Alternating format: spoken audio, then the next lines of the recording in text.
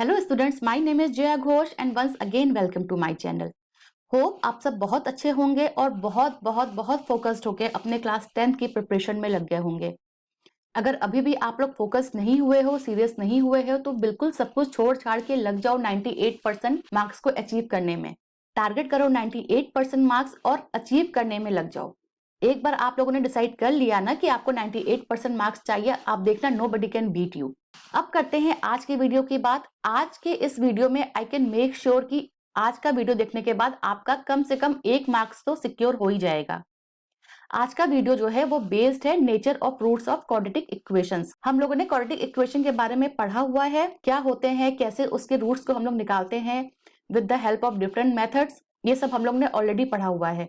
आज हम लोग बात करेंगे नेचर ऑफ रूट्स की कि क्वाड्रेटिक इक्वेशंस को देखकर हम लोग नेचर ऑफ रूट्स को कैसे फाइंड आउट कर सकते हैं। डिस्क्रिमिनेंट क्या होता है, नेचर ऑफ रूट्स क्या होते हैं, क्वाड्रेटिक फॉर्मूला क्या होता है, ये सब कुछ हम लोग सीखेंगे आज के इस वीडियो में। इस टॉपिक से आपके दो टाइप के क्वेश्चंस बनते हैं। एक तो आपको सिंपल पूछ लेगा कि नेचर ऑफ रूट्स बताओ, और एक होता है कि नेचर ऑफ रूट बताओ प्लस उन रूट्स की वैल्यू निकालो।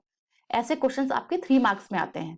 तो विदाउट डिले वीडियो को स्टार्ट करते हैं। और अगर अभी तक आपने इस चैनल को सब्सक्राइब नहीं किया है तो सब्सक्राइब कर लीजिए and don't forget to press the bell icon, ताकि जो नेक्स्ट वीडियोस होंगे उनके नोटिफिकेशंस आपको मिलते रहें। चलिए विदाउट डिले वीडियो को स्टार्ट करते हैं। So let's now understand what are quadratic formula and what are nature of roots, how to identify nature of roots in any quadratic equation. सबसे पहले ये देखो, X square plus B X plus C is equal to 0। ये हमारा quadratic equation है और ये हमारा general form of quadratic equation है। ये हमारा क्वाड्रेटिक इक्वेशन क्यों है? क्योंकि यहाँ पे x की हाईएस्ट पावर जो है ना वो 2 है, ठीक है।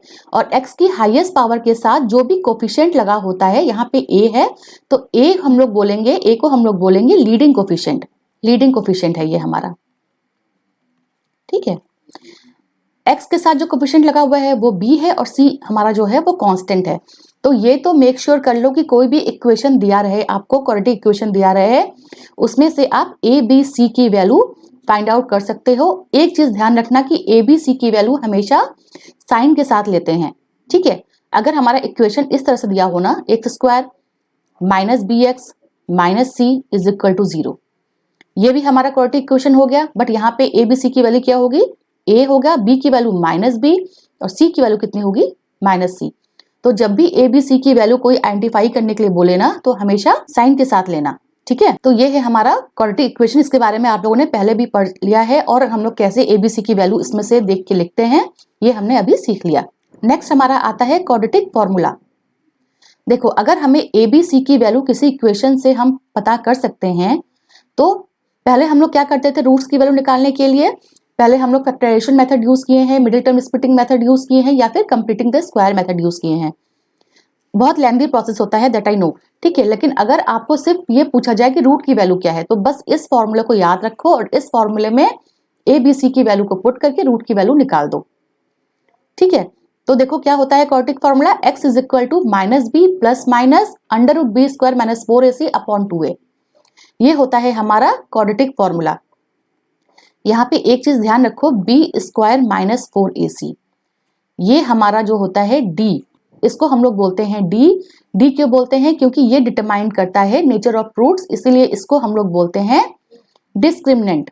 ये हमारा होता है डिस्क्रिमिनेंट, क्योंकि ये हमारा नेचर ऑफ रूट्स को डिफाइन करता है, आइडेंटिफाई करता है, ठीक है। इसको हम लोग d से डिनोट करते हैं या फिर ट्रायंगल वाले सिंबल से भी इसको हम लोग डिनोट करते हैं। तो जो आपका d होता है ना, डिस्क्रिमिनेंट होता है, ये आपका किसके काम आता है? नेचर ऑफ रूट्स को आइडेंटिफाई करने के काम आता है। इसी से हम लोग आइडेंटिफाई करते हैं नेचर ऑफ रूट्स को, ठीक है। अब पढ़ते हैं थोड़ा नेचर ऑफ रूट्स के बारे में। यहाँ पे एक और बात समझो कि जब हम लोग बी स्क्वायर माइनस 4ac को कैलकुलेट करते हैं, इसकी वैल्यू 0 हो सकती है, पॉजिटिव हो सकती है या फिर नेगेटिव हो सकती है, कोई नंबर ही तो होगी इसकी वैल्यू। तो जब हम लोग बी स्क्वायर माइनस 4ac को सॉल्व करेंगे तो 0, पॉजिटिव या नेगेटिव ही आपकी वैल्यू आएगी, इसके अलावा कोई चौथी वैल्यू तो आएगी नहीं, ठीक है। तो इस वैल्यू के बेस पर हम लोग नेचर ऑफ रूट को आइडेंटिफाई करते हैं। सो ये है आपके नेचर ऑफ रूट्स। ये आपके दो टाइप्स के होते हैं, रियल रूट्स और इमेजिनरी रूट्स।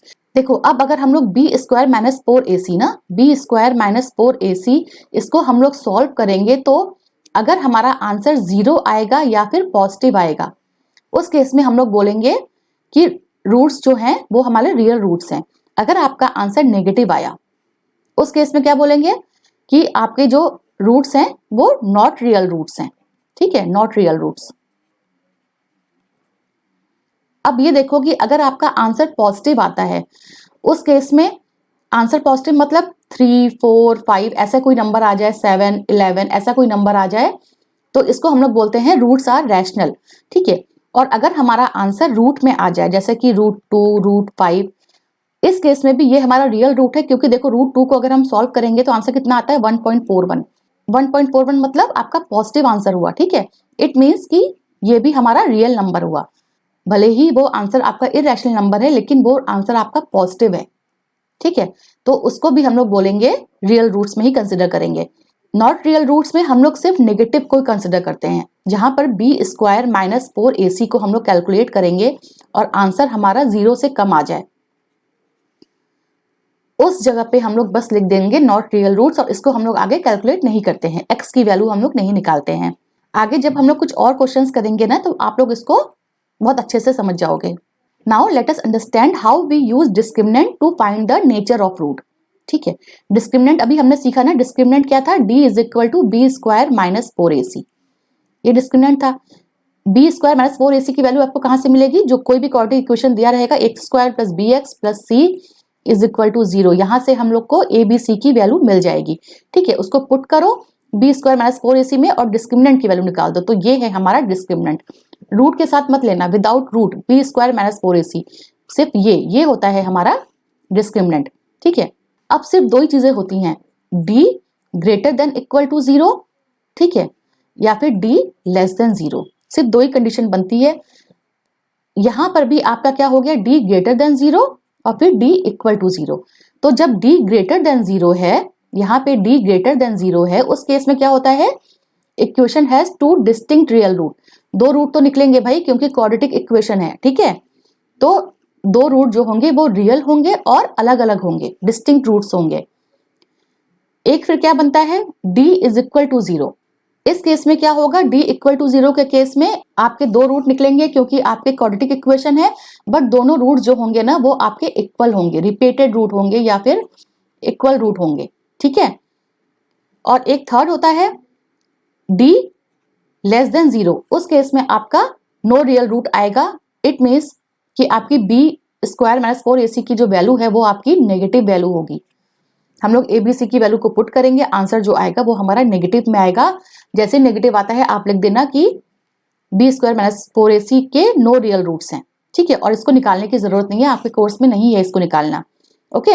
अब एक चीज और समझो कि अगर d की वैल्यू जो होगी वो आपकी ग्रेटर देन 0 है, उस केस में क्वाड्रेटिक फॉर्मूला क्या था, -b ±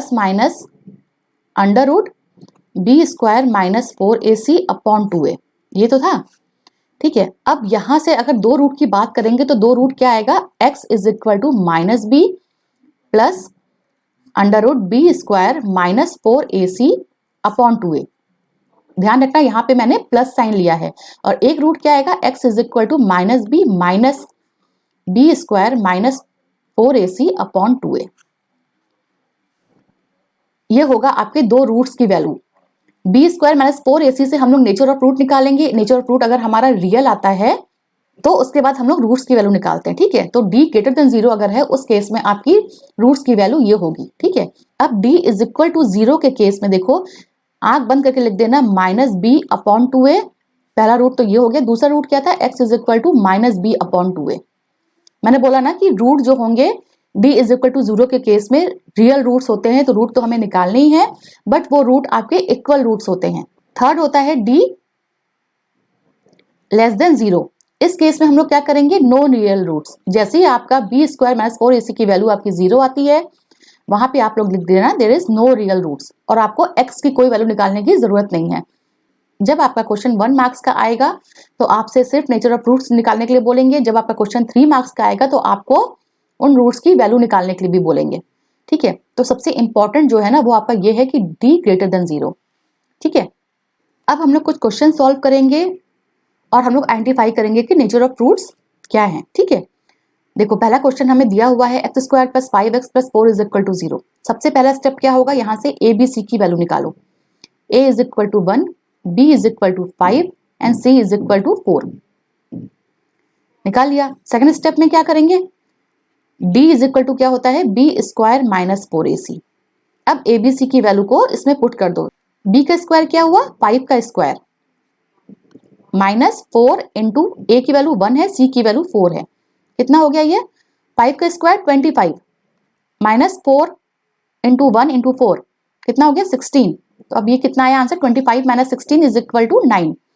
तो अब हमें d की वैल्यू क्या मिल गई, 9 मिल गई, विच इज 9 क्या है हमारा, 9 इज आवर पॉजिटिव नंबर।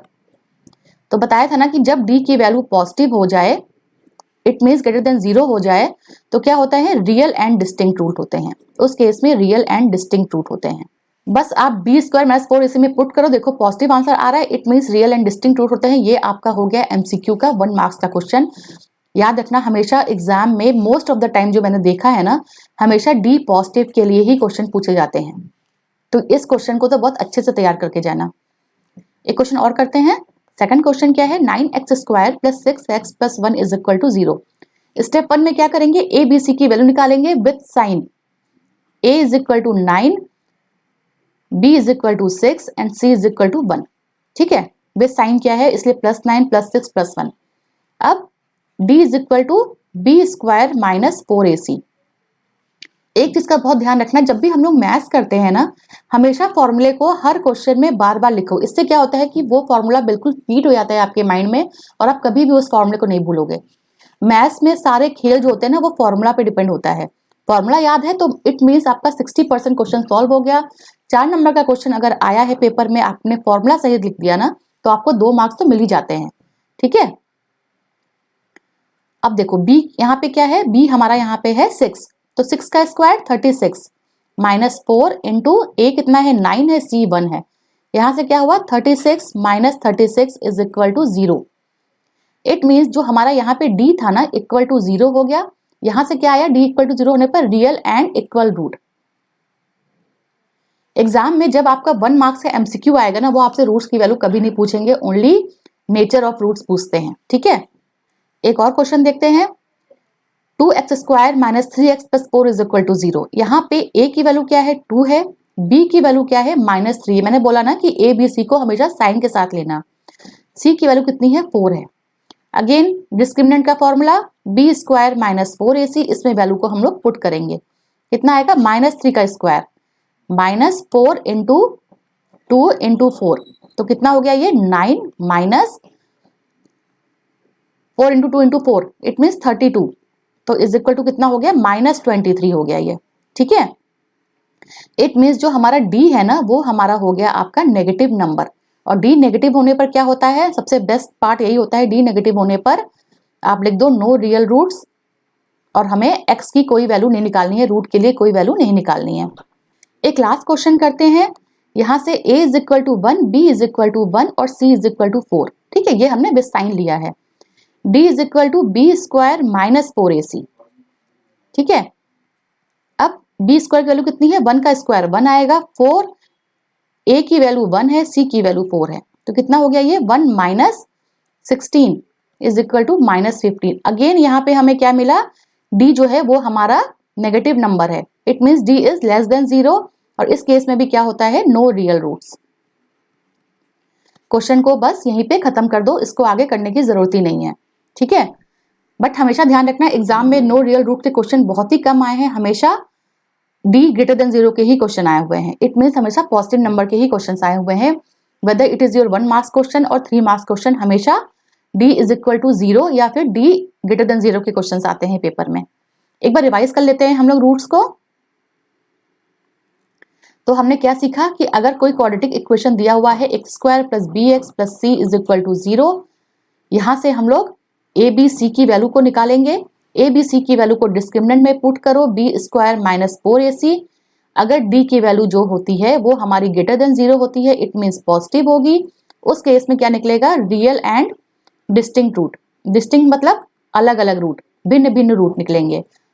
ठीक है, अगर d इज इक्वल टू 0 होता है, उस केस में क्या होगा, रियल रूट्स तो होंगे हमारे, लेकिन रूट्स आर इक्वल। ठीक है, और अगर d इज लेस देन 0 होता है, उस केस में हमारा ये नेगेटिव आएगा डी की वैल्यू और no real roots, no real roots. It means देखो जब डी की वैल्यू जो होगी वो हमारी greater than and equal to 0 होगी, उस केस में हमारे रियल रूट्स मिलते हैं, and D is less than 0, उस केस में हमारे दो नो रियल रूट्स मिलते हैं। ठीक है, तो ये है आपका बेसिक कॉन्सेप्ट। रियल रूट्स कब मिलते हैं, नो रियल रूट्स कब मिलते हैं, रियल रूट्स मिलते हैं तो कौन सी कंडीशंस बनती है, ये सब हमने सीखा है आज के सेशन में। तो ये था आज का topic, how to find nature of roots using the quadratic formula. Hope ये टॉपिक आपको समझ में आया होगा। अब आपके सामने कोई भी क्वाड्रेटिक इक्वेशंस आएगा, दैट आई एम श्योर कि विदाउट एनी डाउट आप उसका नेचर ऑफ रूट बता सकते हैं। अब मैं आपसे मिलती हूँ नेक्स्ट वीडियो में। Till then take care of yourself and be focused on your studies. And please अगर आपको ये कॉन्सेप्ट समझ में आया है, नेचर ऑफ रूट्स कैसे निकालते हैं ये समझ में आया है, don't forget to subscribe this channel. Once again, thank you for watching my videos.